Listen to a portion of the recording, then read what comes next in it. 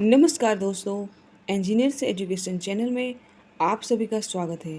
तो बाल दोस्तों, आज हम कक्षा 8 का विषय हिंदी का पाठ 2 ईदगाह पढ़ेंगे। तो इस पाठ के लेखक का नाम है प्रेमचंद। तो हम कवि का परिचय देखेंगे। तो प्रेमचंद का जन्म सन 1880 को हुआ था और उनका निधन सन 1936 को हुआ था। उपन्यास सम्राट प्रेमचंद का जन्म वाराणसी उत्तर प्रदेश के पास लम्ही नामक गांव में हुआ था। उनका बचपन का नाम धनपत राय था। आरंभ में वे नवाब राय उपनाम से उर्दू में लिखते थे। बाद में प्रेमचंद नाम से हिंदी में लिखने लगे। मैट्रिक उत्तीर्ण होते ही अध्यापक बने, किंतु गांधी जी के असहयोग आंदोलन में सक्रिय होने के लिए उन्होंने सरकारी नौकरी त्याग दी थी। अब हम कहानी का परिचय देखेंगे। तो गोदान प्रेमचंद का सर्वश्रेष्ठ उपन्यास है। उनकी कहानियां मानसरोवर भाग 1 से 8 में संकलित है। साहित्य में प्रगतिवाद चेतना को उजागर करने के लिए जागरण तथा हंस पत्रिकाओं का संपादन किया था। प्रेमचंद की भाषा बोलचाल के निकट की है। ईदगाह प्रेमचंद की अमर कहानी है। कहानी का बाल नायक हामिद अपने दोस्तों के साथ ईदगाह जाता है। जब अन्य बच्चे खिलौने और मिठाई खरीदते हैं, हामिद अपनी बाल सहज इच्छाओं को दमन करके अपनी दादी अमीना के लिए चिमटा खरीदता है। इसमें दादी के प्रति प्रेम तथा उपयोगी चीज खरीदने का विवेकपूर्ण बुद्धिमत्ता प्रकट होती है। पाठक गण बालक हामिद के त्याग, सद्भाव और विवेक को देखकर भाव विभोर हो जाते हैं। तो आइए दोस्तों, अब हम कहानी देखते हैं। रमजान के पूरे 30 रोजों के बाद आज ईद आई है। कितना मनोहर, कितना सुहावना प्रभात यानी सुबह है, सवेरा है। आज का सूर्य देखो कितना प्यारा, कितना शीतल है, मानो संसार को ईद की बधाई दे रहा है। गांव में कितनी हलचल है। ईदगाह जाने की तैयारियां हो रही है। किसी के कुर्ते में बटन नहीं है, पड़ोस के घर में सुई धागा लेने दौड़ा जा रहा है। किसी के जूते कड़े हो गए हैं, इनमें तेल डालने के लिए तेली के पास भागा जाता है। जल्दी जल्दी बेलों को सानी पानी दे दे। ईदगाह से लौटते लौटते दोपहर हो जाएगी। 3 कोस का पैदल रास्ता, फिर सैकड़ों आदमियों से मिलना बैठना। दोपहर से पहले लौटना असंभव है, लेकिन બપોર સુધી તો આવવું શક્ય નથી, કેમ કે ત્યાં ઈદગાહ જઈશું તો 3 કિલોમીટર તો લાંબો રસ્તો છે, 3 કોસ લાંબો રસ્તો છે અને બધા માણસોને મળીશું, ભીડભાડ હશે તો આપણે જલ્દીથી બપોર સિવાય આવી શકીશું નહીં। ને છોકરાઓ છે તો ખૂબ આનંદિત છે। तो लड़के सबसे ज़्यादा प्रसन्न हैं। किसी ने एक रोज़ा रखा है, वह भी दोपहर तक। किसी ने वह भी नहीं, लेकिन ईदगाह जाने की खुशी उनके हिस्से की चीज़ है। रोज़े बड़े बूढ़ों के लिए होंगे, उनके लिए तो ईद है। रोज़ ईद का नाम रटते थे, आज वह आ गई। अब जल्दी पड़ी है कि लोग ईदगाह क्यों नहीं चलते। उनकी अपनी जेबों में तो कुबेर का धन भरा हुआ है। बार बार जेब में से अपना खजाना निकाल कर गिनते हैं और खुश होकर फिर रख देते हैं। महमूद गिनता है, 1 2 10 12। उसके पास 12 पैसे हैं। मोहसिन के पास 1 2 8 9 15 पैसे हैं। उन्हीं अनगिनत पैसों से अनगिनत चीज़ें लाएंगे। खिलौना, मिठाइयाँ, गेंद और जाने क्या क्या કે રમકડા, મીઠાઈ, દડો, બધું ઘણું બધું લાવીશું। મેળામાં જવાની બધાને ઉતાવળ છે, બહુ ખુશ છે બધા લોકો। और सबसे ज़्यादा प्रसन्न है हामिद, गरीब सूरत, दुबला पतला लड़का, जिसका बाप गत वर्ष हैजे की भेंट हो गया। કે ગરીબ છોકરો છે, બરાબર, એના જે પિતાશ્રી છે તે મરી ગયા છે ગયા વર્ષે। फिर एक दिन माँ भी मर गई। अब हामिद अपनी बूढ़ी दादी अमीना की गोद में है और उतना ही प्रसन्न है। हामिद के पाँव में जूते नहीं है, सिर पर एक पुरानी टोपी है जिसका गोटा काला पड़ गया है, फिर भी वह प्रसन्न है। अभागिन अमीना अपनी कोठरी में बैठी रो रही है, એટલે કે તેની ઝૂંપડીમાં બેઠીને તે રોઈ રહી છે। आज ईद का दिन और उसके घर में दाना नहीं। इस अंधकार और निराशा में वह डूबी जा रही है। किसने बुलाया था इस निगोड़ी ईद को, એટલે કે આ દુષ્ટ नठारी ईद ने कौन बोलावी थी, एम कहे छे। अमीना का दिल कचोट रहा है। गांव में बच्चे अपने अपने बाप के साथ जा रहे हैं। हामिद का बाप अमीना के सिवाय और कौन है। उसे कैसे अकेले जाने दे? उस भीड़ भाड़ में बच्चा कहीं खो गया तो क्या होगा? नहीं, अमीना उसे यूँ न जाने देगी। नन्ही सी जान, 3 कोस चलेगा कैसे? पैरों में छाले पड़ जाएंगे, जूते भी तो नहीं है। कुल 2 आने पैसे बच रहे हैं। 3 पैसे हामिद की जेब में, 5 अमीना के बटुए में है। यही तो बिसात है और ईद का त्योहार। अल्लाह ही बेड़ा पार लगाए। हामिद भीतर जाकर दादी से कहता है, तुम डरना नहीं अम्मा, मैं सबसे पहले आऊँगी। घाव से मेला चला और बच्चों के साथ हामिद भी जा रहा है। कभी दौड़कर आगे निकल जाता है, फिर किसी पेड़ के नीचे खड़े होकर साथ वालों का इंतजार करता है। हामिद के पैरों में तो जैसे पर लग गए એટલે કે પર લગે એટલે કે પાંખો આવી ગઈ છે હામિદના પગમાં એમ ઉડી ઉડીને જતો એવું લાગે છે એમ वह कभी थक सकता था। बड़ी बड़ी इमारतें आने लगी। यह अदालत है, यह कॉलेज है, यह कलागृह है, आगे चले। हलवाइयों की दुकानें शुरू हुई, आज खूब सजी हुई थी। इतनी मिठाइयाँ कौन खाता है? देखो ना, एक एक दुकानों पर मनो होंगी એટલે કે માણસોની ભીડ હશે એમ सहसा ईदगाह नजर आई। इमली के घने वृक्षों की छाया है, नीचे पक्का फर्श है, उस पर जाजिम बिछी हुई है। रोजेदारों की पंक्तियां एक के पीछे एक न जाने कहाँ तक चली गई है। यहाँ कोई धन और पद नहीं देखता। इन ग्रामीणों ने भी वजू किया और पिछली पंक्ति में खड़े हो जाते हैं, मानो भातृत्व का एक सूत्र समस्त आत्माओं को एक कड़ी में पीरोई हुई है। ईदगाह જઈ જે દરગાહ છે ત્યાં શું નાના મોટા ઊંચ નીચનો કંઈ ભેદભાવ નથી, પૈસાવાળા ગરીબનો બધાને લાઈન ટુ લાઈન બેસી અને प्रार्थना करता હોય છે જોડે બેસીને समान। नमाज खत्म हो गई, लोग आपस में गले मिल रहे हैं। अब मिठाइयाँ और खिलौने की दुकान पर दावा होता है कि બધા ત્યાં જાય છે, मिठाई અને રમકડાની दुकान ઉપર જાય છે, भीड़ થાય છે ત્યાં। ग्रामीणों का यह दल इस विषय में बालकों से कम उत्साही नहीं है कि ગામડાના લોકોનો પણ એમને પણ એટલો જ ઉત્સાહ છે જેટલો બાળકોનો છે એનાથી ઓછો ઉત્સાહ એમનો નથી, એમનો પણ વધુ उत्साह છે।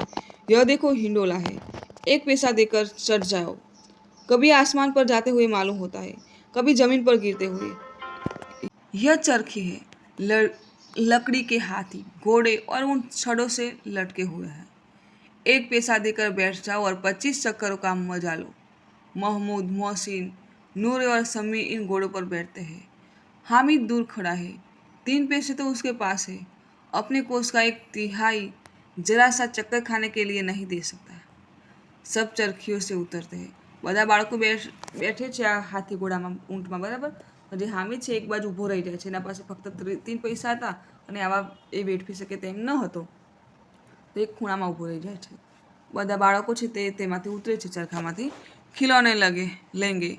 इधर दुकानों की कतार लगी हुई है, तरह तरह के खिलौने हैं, सिपाही और गुजरिया, राजा और वकील, भिश्ती और धोबिन। वाह, लगता है अब बोलना ही चाहते हैं। महमूद सिपाही लेता है, खाकी वर्दी और लाल पगड़ी वाला, कंधे पर बंदूक रखे हुए मालूम होता है अभी कवायद के लिए चला आ रहा है। मोहसिन को भिश्ती पसंद आया, कमर झुकी हुई, ऊपर मशक रखे हुए है, मशक का मुंह एक हाथ से पकड़े हुए है, कितना प्रसन्न है। शायद कोई गीत गा रहा है, बस मशक से पानी उड़ेलना ही चाहता है कि पानी काटवा चाहे छे।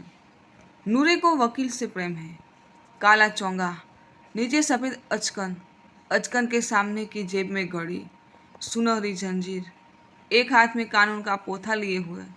मालूम होता है अभी किसी अदालत से जिरह या बहस के लिए चले जा रहा है। ये सब 2-2 पैसों के खिलौने हैं। हामिद के पास कुल 3 पैसे हैं। इतने महंगे खिलौने कैसे ले? खिलौना कहीं हाथ से छूट पड़े तो चूर चूर हो जाए, तो रमकड़ું લાવું ને રમકડું જો હાથમાંથી પડી જાય તો ચૂર ચૂર કે ભાગીને ભૂકો થઈ જાય। જરા પાણી પડે તો સારા રંગ ધૂળ જાય, અને જો પાણી પડે તો એનો જે રંગ કર્યો હોય બધો કલર પણ ઉડી જાય। ऐसे खिलौने किस काम के? उन्हें लेकर वह क्या करेगा? आवा रमकड़ा શું કામના? આવા રમકડા લઈને હું શું કરીશ? खिलौने के बाद मिठाइयाँ आती हैं। किसी ने रेवड़ियाँ ली है, किसी ने गुलाब जामुन, किसी ने सोहन हलवा। मज़े से खा रहे हैं। हामिद बिरादरी से पृथक है, अभागे के पास 3 पैसे हैं, क्यों नहीं कुछ लेकर खाता? ललचाई आंखों से सबकी ओर देखता है। मिठाइयों के बाद कुछ दुकानें लोहे की चीज़ों की है, कुछ गिलट और कुछ नकली गहनों की। लड़कों के लिए यहाँ कोई आकर्षण नहीं है। वे सब आगे बढ़ जाते हैं। हामिद लोहे की दुकान पर रुक जाता है। कई चिमटे रखे हुए हैं। उसे ख्याल आया, दादी के पास चिमटा नहीं है। तवे से रोटियां उतारती है तो हाथ जल जाते हैं। अगर वह चिमटा ले जाकर दादी को दे तो कितनी प्रसन्न होगी।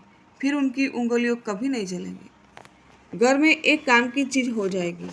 खिलौने से क्या फायदा, व्यर्थ में पैसे खराब होते हैं। जरा देर ही तो ખુશી હોતી કે થોડી વાર માટે જ ખુશી હોય છે રમકડા, પછી ભાગી જાય, તૂટી જાય, પછી કંઈ કામનું નહીં. ના જો કંઈ ઘરમાં વસ્તુ લઈ જાઉં તો એ કામ આવશે એમ. फिर तो खिलौने की ओर कोई आंख उठाकर नहीं देखता, या फिर घर पहुँचते पहुँचते टूट फूट कर बर्बाद हो जाएंगे। चिमटा कितने काम की चीज़ है। रोटियां तवे से उतार लो, चूल्हे में सेक लो, कोई आग मांगने आए तो चटपट चूल्हे से आग निकाल कर उसे दे दो। अम्मा बेचारी को कहाँ फुर्सत है कि बाजार जाए और इतने पैसे के कहाँ मिलते हैं। रोज हाथ जला लेते हैं। हामिद के साथी आगे बढ़ गए।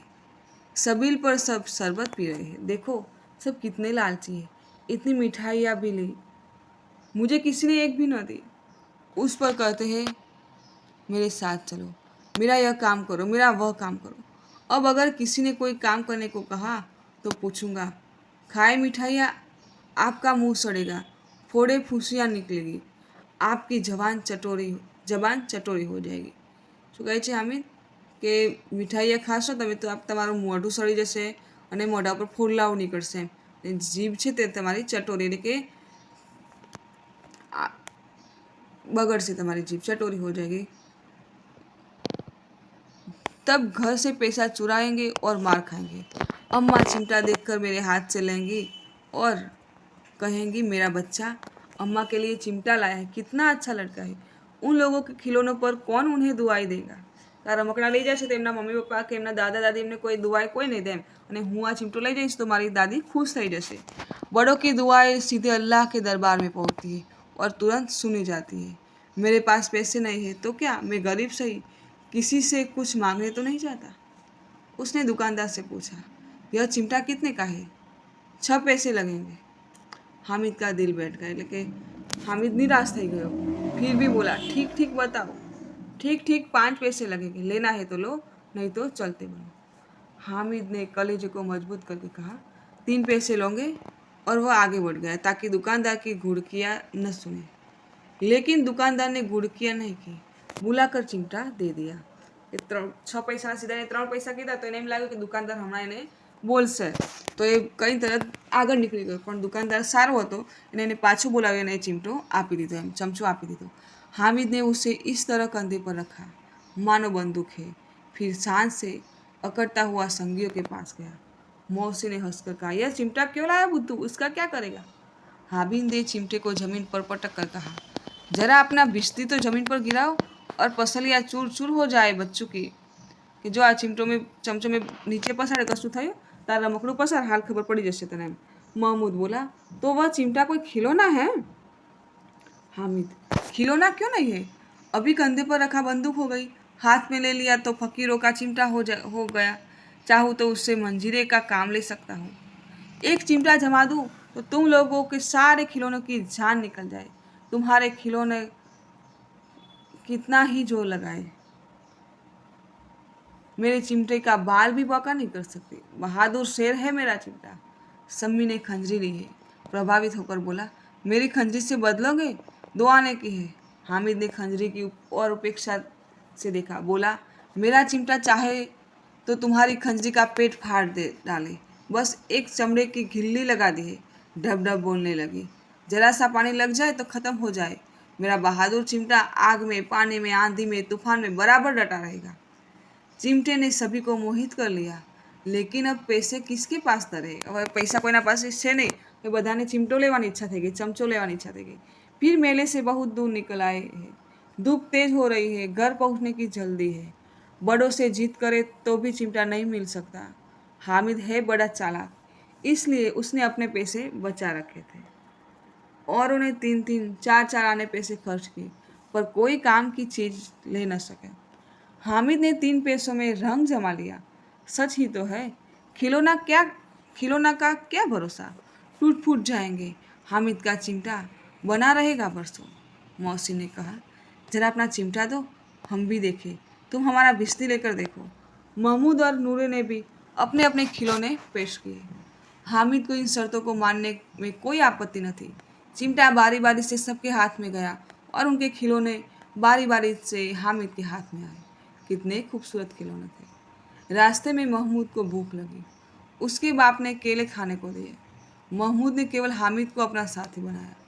उसके अन्य मित्र मुंह ताकते रह गए। यह उस चिमटे का प्रभाव था। 11 बजे सारे गांव में हलचल मच गई। मेले वाले लौट आए। मोहसिन की छोटी बहन ने दौड़कर बिस्ती उसके हाथ से छीन लिया और मारे खुशी के उछली तो मियाँ बिस्ती नीचे आ रहे और सुरलोक सिधारे। लेकिन घरे पહોंचे तरत જ એની બેન હતી મોસીની એ દોડતી ખુશ થઈ અને બિસ્તી લીધો તો એ લેવા ગઈ તો એના હાથમાંથી પડી ગયો અને ત્યાં નાતા એ બિસ્તીનો કૂચરો થઈ ગયો મતલબ કે તૂટી ગયું રમકડું તૂટી ગયું એનું मियाँ नूरों ने वकील का अंत उससे भी ज्यादा गौरवमय हुआ। वकील जमीन पर या ताक पर बैठ नहीं सकते। उनकी मर्यादा का विचार तो करना ही होगा। दीवार में 2 खूंटियाँ गाड़ी गई। उस पर लकड़ी का एक पटरा रखा गया। पटरे पर कागज का एक कालीन बिछाया गया। वकील साहब राजा भोज की भांति सिंहासन पर विराजे। नूरे ने उन्हें पंखा झलना शुरू किया। अदालतों में खस की टट्टियाँ और बिजली के पंखे होते, क्या यहाँ मामूली पंखा भी न हो। बांस का पंखा आया और नूरे हवा करने लगा। मालूम नहीं पंखे की हवा से या पंखे की चोट से वकील साहब स्वर्गलोक से मृत्युलोक में आ रहे और उनका माटी का चोला माटी में मिल गया। पंखोना के तरफ पड़ा वकील साहब हुई और टूटी गया। फिर बड़े जोर शोर से मातम हुआ और वकील साहब की अस्थियां घोड़े पर डाल दी गई। अब मियाँ हामिद का हाल सुने। अमीना उसकी आवाज़ सुनते ही दौड़ी आई और उसको गोद में उठाकर प्यार करने लगी। सहसा उसके हाथ में चिमटा देकर वह चौंकी। बोली, यह चिमटा कहाँ से लाया। मैंने मोल लिया है। એની દાદી અમીના આવી અને કંઈક ક્યાંથી લેતો હામિદને કહ્યું કે मैंने लिया है। के पैसे में કેટલા પૈસામાં 3 पैसे दिए। अमीना ने छाती पीट ली। यह कैसा बेसमझ लड़का है कि दोपहर हुआ कुछ खाया न पिया, लाया क्या चिमटा। सारे मेले में तुझे और कोई चीज़ न मिली तो यह लोहे का चिमटा उठा लाया। हामिद ने अपराधी भाव से कहा, तुम्हारी उंगलियां तवे से जल जाती थी इसलिए मैंने लिया। बुढ़िया का क्रोध तुरंत स्नेह में बदल गया। बच्चे में कितना त्याग, कितना सद्भाव और कितना विवेक है। दूसरों को खिलौने लेते और मिठाई खाते देखकर उसका मन कितना ललचाया होगा। इतना जब्त उससे कैसा हुआ कैसे। अमीना का मन गदगद हो गया। वह रोने लगी। दामन फैलाकर हामिद को दुआएं देती जाती है और उसकी आंखों में आंसू की बड़ी बड़ी बूंदें गिरती जाती है। तो आइए दोस्तों, अब हम शब्दार्थ देखेंगे। ईदगाह तो ईद की नमाज पढ़ने की जगह। सान यानी कि चोरी की सामग्री को जो पानी से सान कर पशु को खिलाई जाती है। कुबेर यानी धन का देवता। अनगिनत यानी बहुत अधिक, जिसे गिना न जा सके। निगोड़ यानी दुष्ट अनाथ। मन यानी मन। बिसात यानी औकात मूल्य। सिजदा यानी एक विशेष मुद्रा में झुकना। लड़ी मालाक्रम। धावा यानी आक्रमण हमला। कोष यानी खजाना। पृथक यानी अलग। सबील यानी प्याऊ। जब्त यानी धीरज धैर्य। भिश्ती पुराने जमाने में घर घर जाकर पानी पहुंचाने वाला। मशक यानी चमड़े से बनी हुई पानी संग्रह करने की थैली। अब हम मुहावरे के अर्थ देखते हैं। दिल का चोटना यानी कि कुछ न पाने पर दुख होना। बेड़ा पार लगाना, किनारे से जाना, संकट से बचाना। गले मिलना, प्रेम से बैठना। दिल बैठ जाना यानी हताश या निराश होना। बाल बाका न होना यानी जरा भी नुकसान न होना। सुरलोक सिधारना यानी मर जाना। छाती पीट लेनी यानी दुख प्रकट करना। आइए दोस्तों, अब हम अभ्यास के प्रश्नों के उत्तर देखेंगे। प्रथम प्रश्न है, हामिद ने चिमटा ही क्यों खरीदा। उत्तर, हामिद को लोहे की दुकान पर चिमटा देखकर ख्याल आया कि दादी के पास चिमटा नहीं है। तवे से रोटियां उतारते समय उनकी उंगलियां जल जाती हैं। चिमटा ले जाने पर वे जरूर प्रसन्न होगी। चिमटा होने पर उसकी उंगलियां नहीं जलेगी और घर में एक काम की चीज़ भी हो जाएगी। खिलौने और मिठाइयाँ खरीदने में तो पैसों की बर्बादी ही होगी। ऐसा सोचकर हामिद ने और कोई चीज़ न खरीदकर चिमटा ही खरीदा। प्रश्न 2, चिमटा खरीदने के लिए हामिद कौन से कारण बताता है? तो हामिद ने बड़े गर्व के साथ अपने साथियों को बताया कि चिमटा सबसे बड़ा खिलौना है। इसे कंधे पर रखे तो यह बंदूक हो जाएगा, हाथ में लेने पर फकीरों का चिमटा हो जाएगा। चिमटे से मंजीरे का काम भी किया जा सकता है। यदि वह एक चिमटा जमा दे तो सभी के खिलौने की जान निकल जाए। उसका चिमटा तो बहादुर शेर है, वह आग पानी में, आंधी तूफान में बराबर डटा रहेगा। इस प्रकार हामिद ने चिमटा खरीदने के पीछे कई कारण बताए और उसकी सर्वोपरिता सिद्ध की। प्रश्न 3, बूढ़ी अम्मा का क्रोध स्नेह में क्यों बदल गया? तो हामिद के चिमटा लाने पर अम्मा को दुख हुआ। उसे हामिद की नासमझी पर क्रोध भी आया। हामिद ने दादी से कहा कि रोटियां पकाते समय तुम्हारी उंगलियां जल जाती थी, इसलिए मैं चिमटा लाया हूँ। यह सुनकर बूढ़ी अम्मा का क्रोध स्नेह में बदल गया। हामिद के त्याग, सद्भाव और विवेक पर वह न्योछावर हो गई। रुमाल का उपयोग हाथ, मुंह और पसीना पोंछने के लिए किया जाता है। उसके अन्य उपयोग भी हैं, जैसे तेज धूप में उसे सिर पर बांध सकते हैं। हल्की बारिश में भी वह कुछ हद तक सिर को भीगने से बचा सकता है। थैली न हो तो वह साग सब्जी आदि बांधने के काम आ सकता है। रुमाल से जादू के कुछ प्रयोग भी किए जा सकते हैं। प्रश्न 2, इस कहानी का शीर्षक ईदगाह ही क्यों रखा गया? इसके अलावा आप कौन सा शीर्षक देना चाहेंगे, क्यों? तो ईद की नमाज पढ़ने के लिए गांव के लोग ईदगाह जाने की तैयारी करते हैं। ईदगाह जाने का सबसे अधिक उत्साह लड़कों में है। हामिद उन्हीं में से एक है। ईदगाह में नमाजियों का भातृभाव देखते ही बनता है। नमाज के बाद लड़के ईदगाह के मेले में जाते हैं। मेले में बालकों की विविध मनोवृत्तियों के दर्शन होते हैं। कहानी के मुख्य पात्र हामिद के चरित्र की अनेक विशेषताएं ईदगाह के मेले में ही प्रकट होती है। इस प्रकार कहानी का मुख्य प्रवृत्तियों का केंद्र ईदगाह होने से इस कहानी का शीर्षक ईदगाह रखा गया है। ईदगाह के अलावा मैं कहानी के अन्य शीर्षक देना चाहूँगा। 1, हामिद ईदगाह के मेले में। 2, हामिद और उसका चिमटा आदि। कहानी का उद्देश्य और आदर्श इन शीर्षकों से जुड़ा हुआ है। आगे देखते हैं। प्रश्न 3, निम्नलिखित परिच्छेद को पढ़कर नीचे दिए गए प्रश्नों के उत्तर दीजिए। तो हम पहले परिच्छेद पढ़ेंगे फिर उत्तर देंगे। हमारे इतिहास और पुराणों में परोपकार के अनेक उदाहरण मिलते हैं। दधीची ने मानव कल्याण तथा असुरों के संहार के लिए अपना शरीर त्याग दिया। राजा शिबी ने पंडुक के प्राण की रक्षा के लिए अंगदान किए। महर्षि दयानंद ने विष मिलाकर प्राण लेने वाले अपने रसोइये जगन्नाथ के प्राणों की रक्षा धन देकर की। वर्तमान में भी अनेक सामाजिक संस्थाएं परोपकार के लिए अपना धन और समय भारतीय समाज को दे रही है। भारतीय समाज में युगों से परोपकार की सुरसरी प्रवाहित होती आई है। यहाँ ऋषि मुनियों ने यही सीख दी है कि निराश्रितों को आसरा दो, दीन दुखियों और वृद्धों की शारीरिक और आर्थिक मदद करो, भूखों को भोजन करवाओ, विद्वान हो तो विद्या का प्रचार कर समाज का उद्धार करो। यह सदा सबकी भलाई में ही अपनी भलाई मानी जाती है। संसार के सभी धर्मों का मूल परोपकार है। किसी भी संत महात्मा ने इसके बिना मनुष्य जीवन को सार्थक नहीं माना। लोग परोपकार के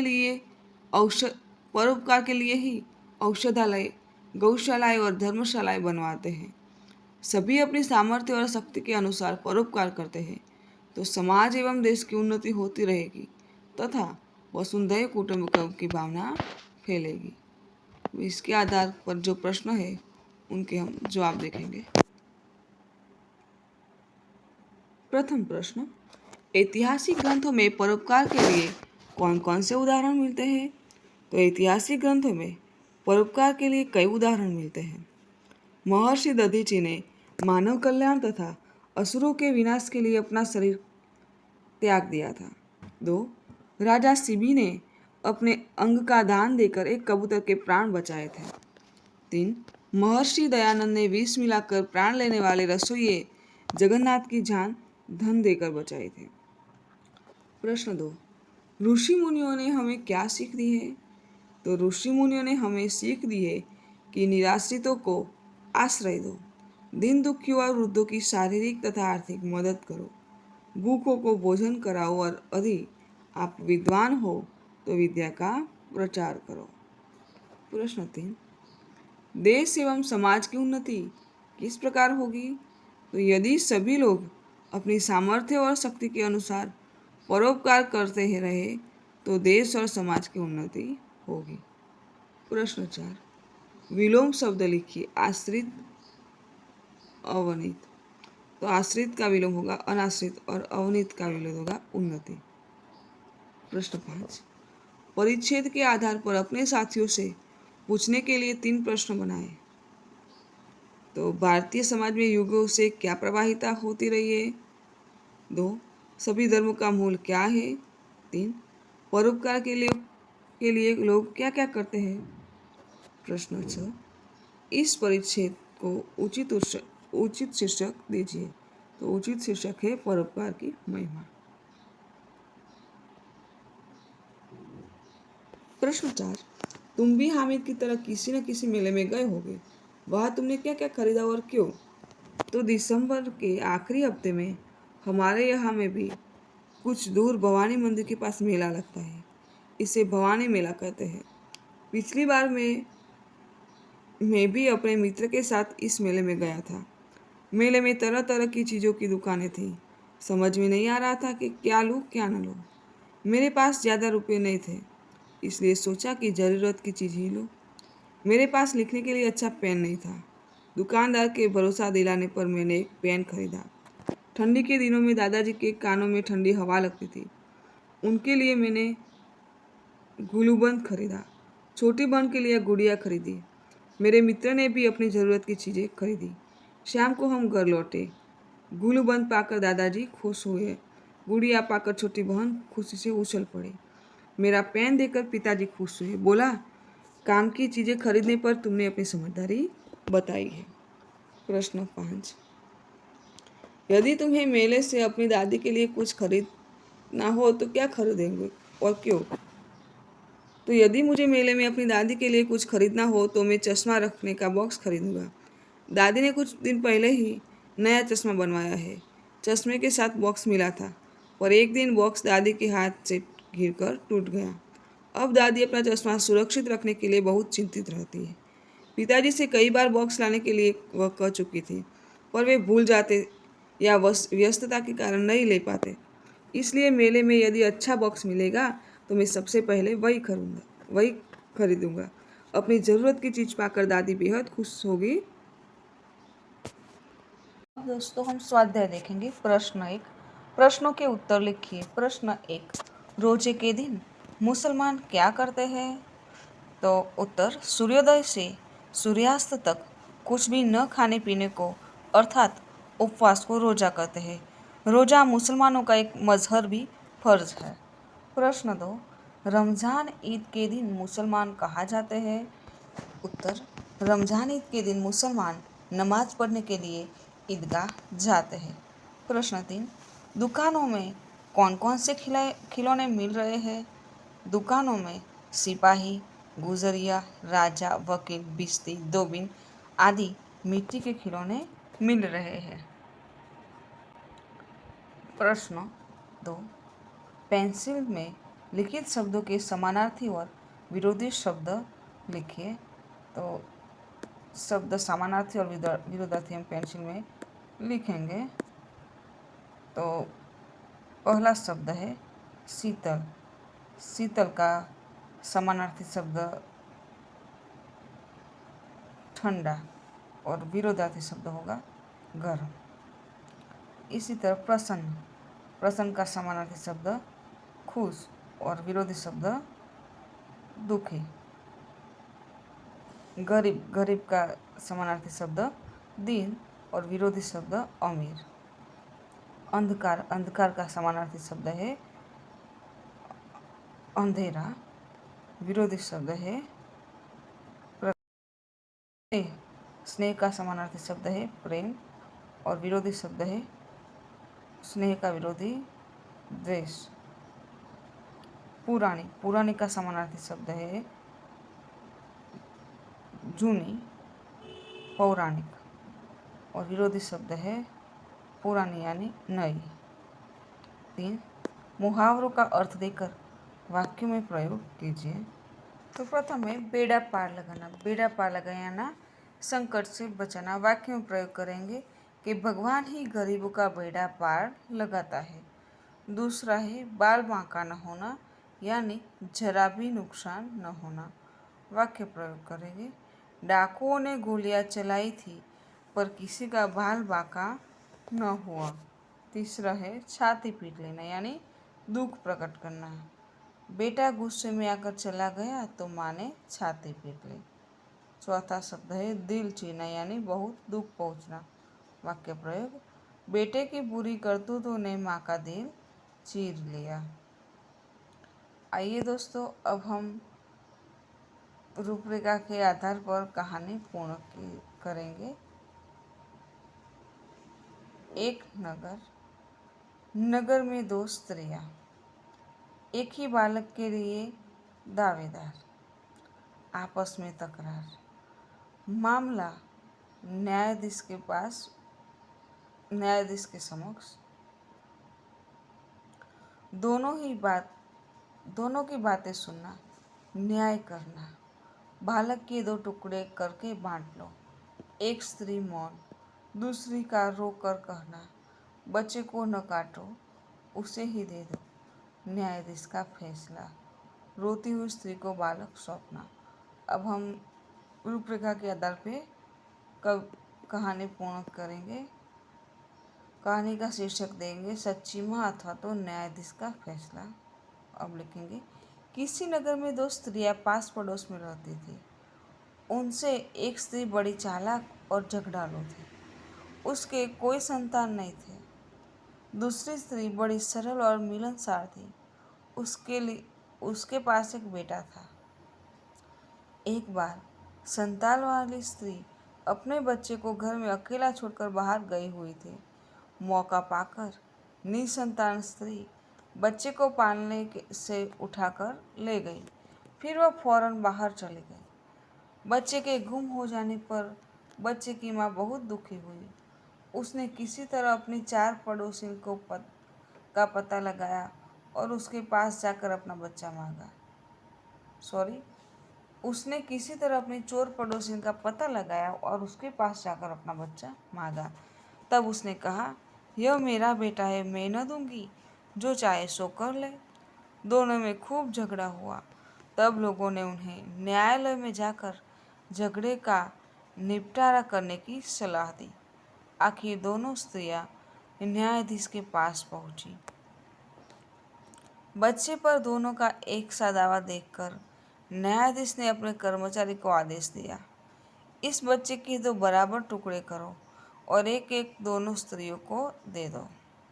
न्यायाधीश का फैसला सुनकर निसंतान स्त्री तो चुप रही, पर बच्चे की माँ रोकर कहने लगी, हुजूर, आप बच्चे को मारिए मत, चाहे तो उसे ही सौंप दीजिए।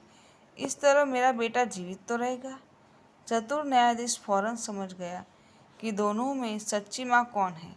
उसने सच्ची माता को उसका बच्चा सौंप देने और निसंतान स्त्री को हिरासत में लेने का हुक्म दिया।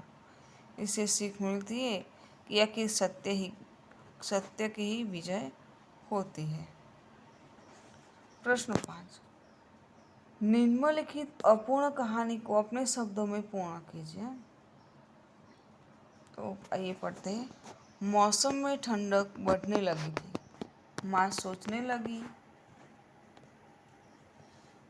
कि इस साल ढेर सारे स्वेटर बनाकर बेचने हैं, जिससे अंकित की 10वीं कक्षा की फीस और पढ़ाई का खर्चा निकला जा सके। अंकित के पापा नहीं थे, एक बड़ी बहन थी। अंकित अपने घर में समृद्धि लाने के लिए प्रतिदिन सोचता रहता है। गर्मी की छुट्टियां थी। अंकित अपने मामा के घर मुंबई आया हुआ था। उस दिनों टीवी पर कौन बनेगा करोड़पति कार्यक्रम चल रहा था। मामा के प्रोत्साहन और सहायता से अंकित ने केबीसी के संचालकों से संपर्क किया। भाग्य ने उसका साथ दिया और एक दिन उसे कार्यक्रम की हॉट सीट पर बैठने का मौका मिल गया। अंकित के सामने बैठे थे बॉलीवुड के महानायक अमिताभ बच्चन। उन्होंने दर्शकों को अंकित का परिचय दिया। फिर शुरू हुई प्रश्न मालिका। अंकित खुश था और घबरा भी रहा था, लेकिन वह स्वस्थ रहा। अंकित ने उनके प्रश्नों के सही उत्तर दिए। भाग्य ने उसका साथ दिया। वह 25 लाख रुपए तक पहुंच गया। अगले प्रश्न का उत्तर उसे न सूझा। उसकी चारों लाइफ लाइनें खत्म हो चुकी थी। अंकित ने गेम से क्विट करने का निश्चय किया। अमिताभ बच्चन के हाथों 25 लाख का चेक पाकर उसकी खुशी का ठिकाना न रहा। अब अंकित की माँ को ढेर सारे स्वेटर बनाने और अंकित की पढ़ाई का खर्च निकालने की चिंता नहीं करनी पड़ी। तो दोस्तों, अगर आपको मेरा ये वीडियो अच्छा लगा हो तो वीडियो को लाइक कीजिए, शेयर कीजिए और यदि आप मेरे चैनल में नए हैं तो मेरे चैनल को सब्सक्राइब कीजिएगा और देखते रहिएगा इंजीनियर्स एजुकेशन चैनल के नए वीडियो। मेरे वीडियो संपूर्ण देखने के लिए आप सभी का धन्यवाद।